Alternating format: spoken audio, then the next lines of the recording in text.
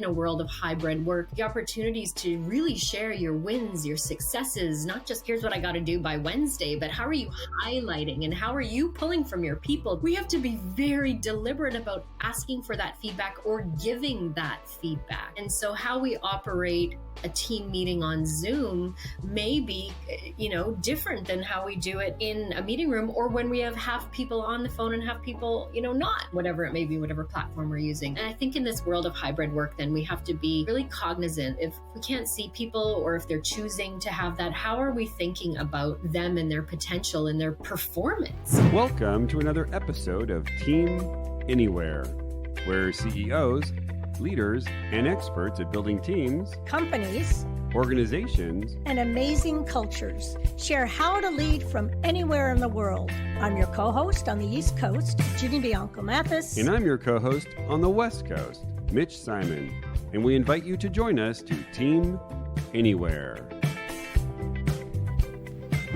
Hello and welcome to another live video episode and audio episode of Team Anywhere. I'm your co-host on the West Coast, where, oh my gosh, the summer has begun. I think it's hit about 80 degrees. And I think in Canadian, that's like, 26 something.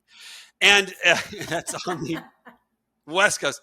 On the East Coast, our incredible co-host, Dr. Virginia Bianco Mathis. Ginny, how are you today? I am fabulous, and I'm in sunny Cocoa Beach today, and it is a gorgeous day with a nice breeze, probably like a San Diego day, Mr. Mitch. Well, great. You know what that is. Us in Canada, we love Floridians. No, we don't. But we do love Canadians, and can you introduce us to our new favorite Canadian today? I certainly can. Today, we're excited to have Tammy Heermann, and she comes to us from Toronto, and she was a senior vice president at Lee Hecht Harrison Global Leadership Development Program, and has an undergraduate and graduate degree specializing in business, marketing, and human resources. She's a consultant dedicated to shifting mindsets, and that's what we want to hear about, and advancing skill sets so that people can achieve their aspirations. And her work concentrates on high potential women and minority groups, and we'll dig into some of that. Welcome. Thank you, Mitch and Ginny. I'm pleased to be here. Congratulations on the success of your show. But as to your weather comments, I have to say, boo! Sorry about that. You are it's not nice here in Toronto. You're up there, in the world. What is it like in Toronto today? Well, we did have a little bout. I'm looking out the window. We did have a little bout of taste of summer, but now it's back down to really chilly. Again, I can't do the conversion Celsius to Fahrenheit, but it's chilly. I've got my puffer coat back out. So. Oh, did you? Wow. Yeah. Okay. Yeah. Yes, Okay. All right. Well, let's dig into some of your great thoughts. So think about the last 2 years, and it's been quite an up and down for all of us. During this sort of social experiment, what have you learned? Yeah. So my first thought is that we're human. People are human. And it seems like such a funny thing to say, but I grew up in, the organizational times where I was told by my managers to kind of separate who I was at home and who I was in the office. And I distinctly remember a piece of feedback where a former manager told me, about a client of hers whose father had passed. But when she came into the office as an executive, she was, and so I lived with this veneer, as I know a lot of people did. And I think, we've learned that we can't separate. And when we do separate, it's exhausting. So one, we're certainly human. And so we gain perspective about kind of what life and work means to us. Certainly we see that through the numbers with people kind of moving around in their career decisions. And I'd say kind of the third thing is we really have the opportunity kind of once in a generation to rethink work. And it's funny because just this morning in my news feed, I saw an article. It was the Chief Human Resources Officer of Autodesk, so a tech client that I actually, or tech company that I actually know quite well. And they are very, one of the few tech companies that are saying, no, we're moving forward with our flex forward policy, where the others are kind of saying, no, you have to come into the office. And the results that they're having are amazing. Lower attrition than even before the pandemic. Their increase in hires, minority hires, diverse hires is skyrocketing. So they're in a better place than they've ever been, which is kind of cool. So I think that is a bit of a case study for, this can work when we rethink kind of work. Wonderful. And love the term they're using, flex forward. That's very interesting. So your work revolves around people changing their mindsets, leaders and managers in the workplace. Can you talk about what that means, how they need to change their stories? Give a couple of examples. Yeah, absolutely. So I've been in the, training, leadership development, executive development industry for 25 years. And what's dawned on me in the last decade or so is that organizations, it's $1 billion industry, right? We're putting people through workshops and skills, and we tell them, here's a toolkit, do this, do that. And sometimes it works, but most of the time it doesn't. And it's because we don't first start with, okay, what's the story you're telling yourself about this particular skill or topic? And I always start with, like, we get it when we talk about athletes or performers, professional performers of all kinds. They know their head game. The stories that they tell themselves is as equal, if not more important than their physical performance. Like we get that, oh yeah, of course an athlete thinks about that, or a pop star or whoever. But why not those of us in the offices and cubicles and basement desks? And so I'm on this mission to kind of normalize that oftentimes we tell ourselves some pretty crappy stories about things, and we need to deal with that first, because our beliefs shape our mindsets and they shape our behaviors, and we need this cycle to be positive. Excellent. So can you give me an example, or our audience an example of how in working with a group or with a leader, they changed their story? Yeah. So let's give, I'll pick an example of a networking workshop, let's say, because I deal with a lot of professional services organizations where they need to, expand their networks to become successful. And, again, we put them through with the tools, but when you really get into individual conversations, or you create a nice vulnerable space for people to be able to share, they start saying things like, well, I don't know what value I have at all to my network. I could never go up to them or ask them for a meeting. They're more senior than me. They're more experienced than me. They're more, what business do I have asking them for, for some time? Or, oh, they canceled on me, so that must mean that I'm not a priority or I'm not important. So we make up all these stories, and our mindsets around, do I have value to add? Is a pretty damning mindset. And so first we work through, okay, let's talk about all the ways you are valuable, you do add value, and really get them to believe that. Let's talk about your relationship with hierarchy and authority, and why can't you go talk to that senior leader? Because in the workshop opening, they told you that they're ready to have conversations and help people along in their careers. So that's kind of a really tangible example of, it's so easy to just go in and say, here's the workshop on networking, go do this. When most people are sitting back going, I could never do that. That doesn't work for me. Totally, totally. And I think if we looked also at the other side, leaders too are finding they have to change their stories. I have this picture in my mind what a leader needs to be. And it's quite different than what we're finding that people are working from home or across the world are saying they need from you. So changing that story is what we're finding. I know Mitch is also finding. But that leads really well into something else you work on, which is you feel that leaders need to change their conversations, that really needs to happen. Can you talk about, in fact, you've identified 6 different ways. Love to hear from the major points of that.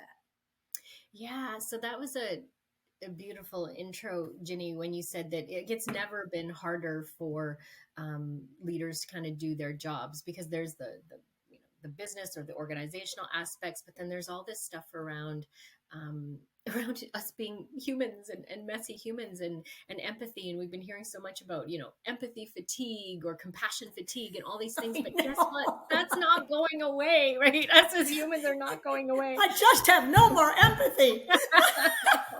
I had empathy until like 5 o'clock, and then I'm done. Yeah. That's right. Taps out. And I get it. It does. It's like, oh my goodness, I just can't talk about, this stuff anymore. But we know that that's part of the job now, right?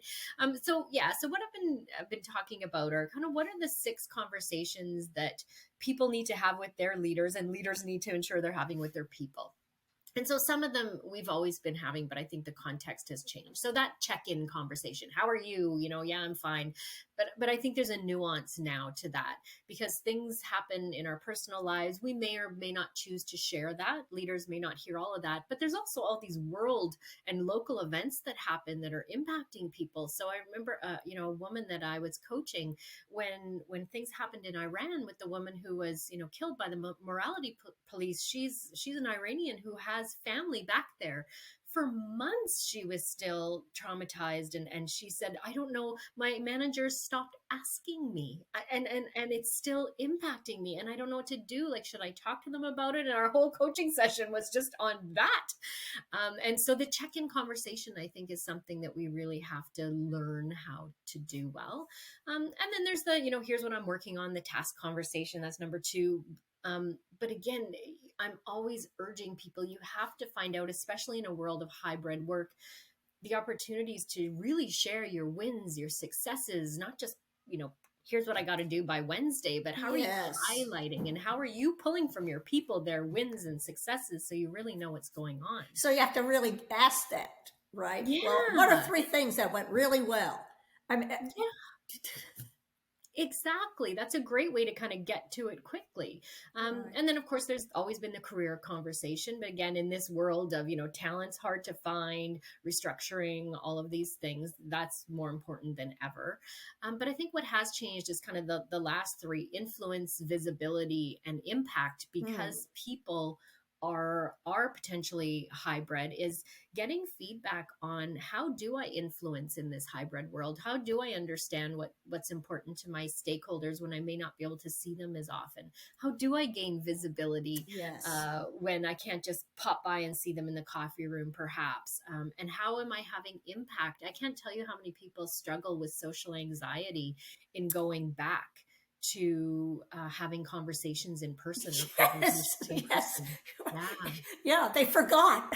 Yes. I have a question on impact. Then, how do people now in this virtual landscape, how do they figure out whether they're having impact?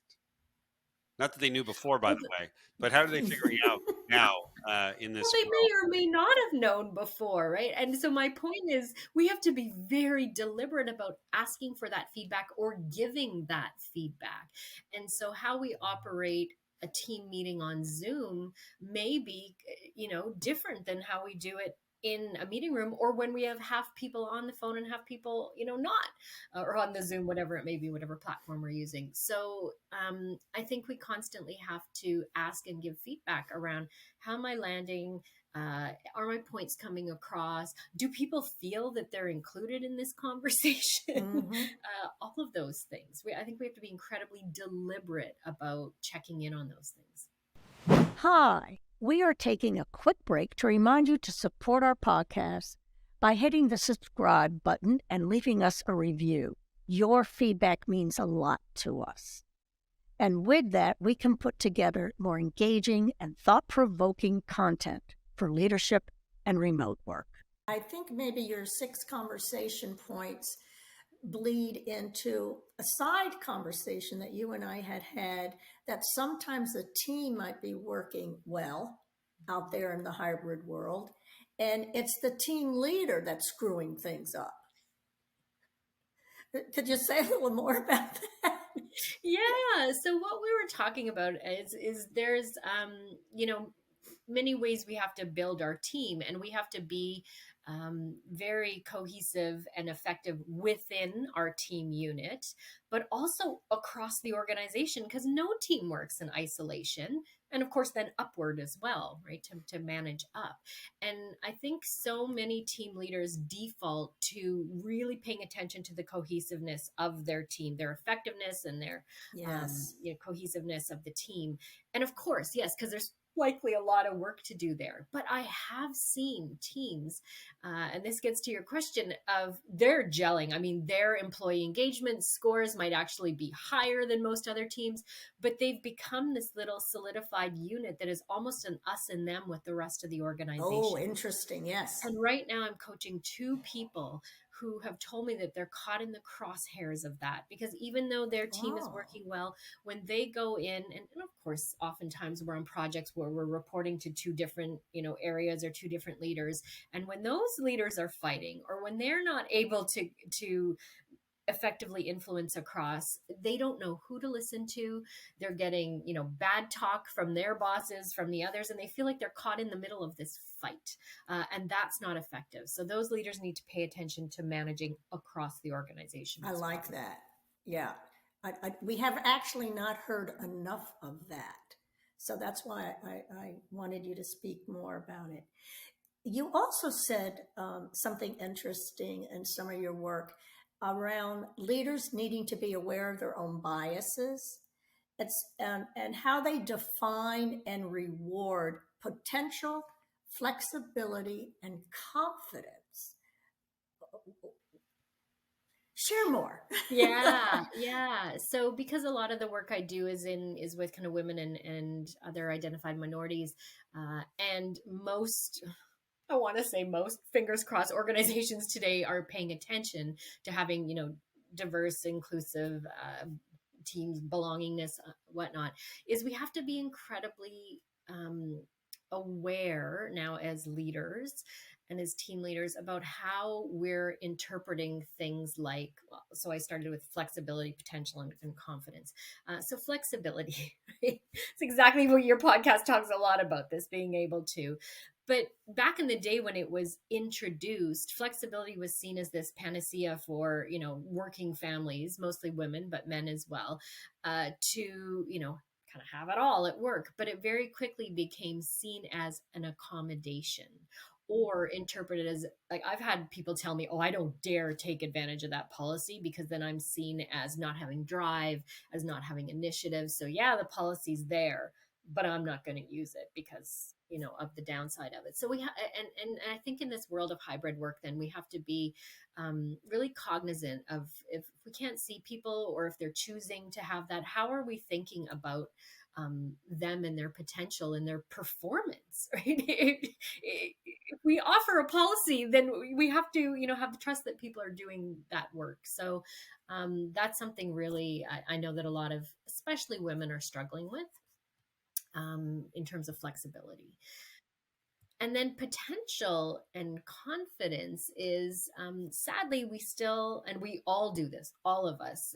We only have to visit the implicit association test online by Harvard to know that we all still, the world over, equate kind of leadership with masculine traits.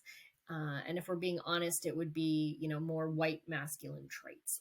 And so what happens is, when we think about potential, we often equate that with assertiveness, charisma, ambition, and studies have shown, and there's quite a recent one that came out of Yale, that in this particular retail sector, they looked at over 30,000 managers who were promoted or not promoted.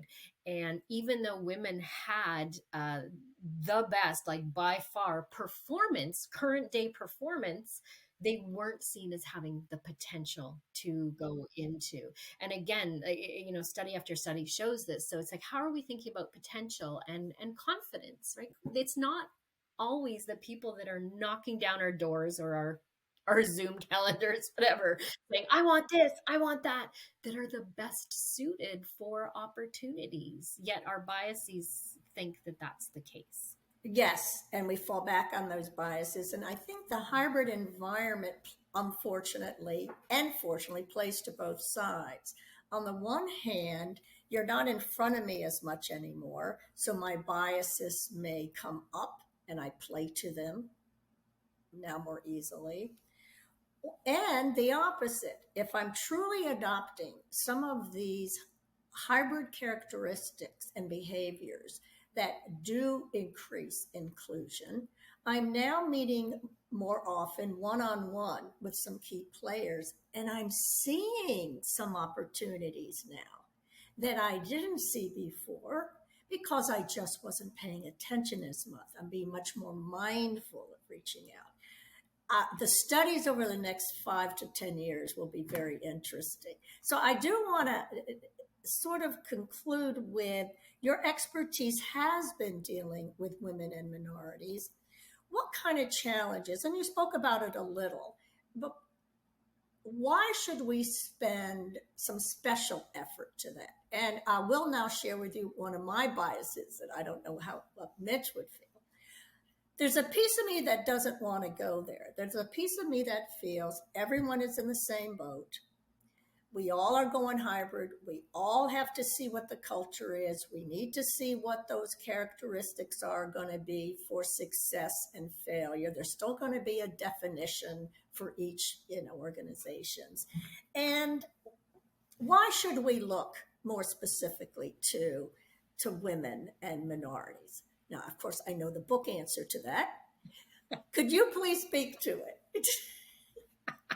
You were offering Mitch. I don't know, Mitch, did you want to say anything first before? No, I was what I was really intrigued by this conversation. I guess I'm representing the males in the room. Yes, you are. I guess I am. No, I'm really intrigued on now that we are hybrid and or virtual, and we would say, hey, what are the leadership attributes then that make someone successful in this world? Because even if you think about, if we think about retail, well, there's a retail store, but there's also people who sell things through social media and the influencer market, right? So I'm just wondering, because as we cover mostly leadership in your answer, Tammy, is I'm looking for, what are we finding that we should be promoting these types of attributes now? And it just so happens that a lot of, could be minorities and women have some of these attributes, which will either level the field or make it more even or more uneven. I'm just kind of wondering about that.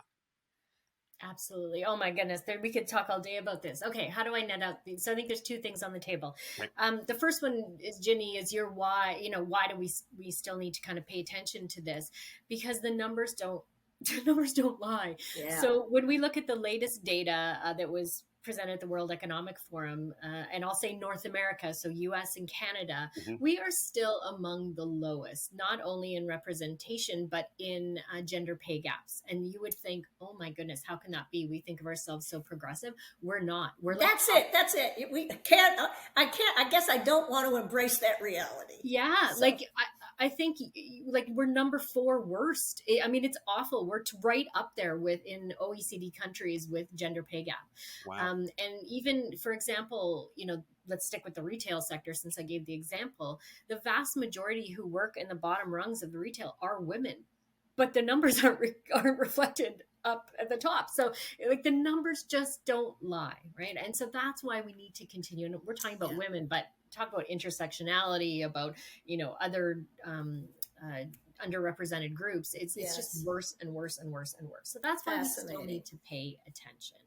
And then, Mitch, in terms of your comments around, yes, I agree. When we look at Global 360 studies, women tend to fare better on most of the leadership competencies. Things we say are important, like influence and collaboration and teaming and gaining followership and all of those things.